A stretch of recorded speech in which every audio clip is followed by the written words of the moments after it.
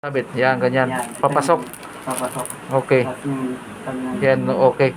Okay. Okay, sige, sige. Pero hindi siya masyadong mag-ano eh. Okay. Kagaya dito sa kabila. Ayan.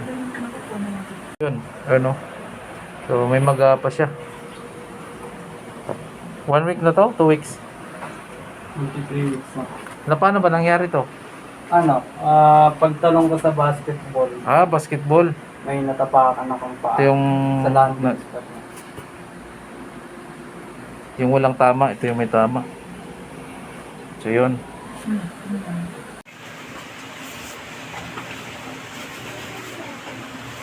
Bagsak lang.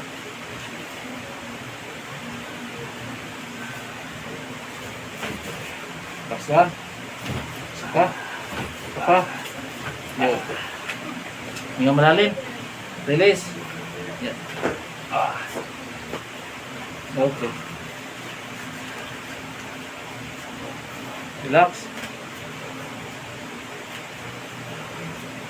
Pag maga po, hindi nyo pa rin hihila. Pag sobrang magang-maga na, bawal talaga sa ilog. Hindi.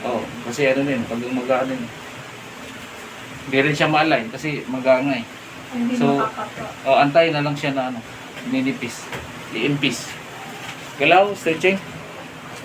Lumuwag. Ang laki ng yan, nagbuwang. Laki ng pinagbago, yun. Yan.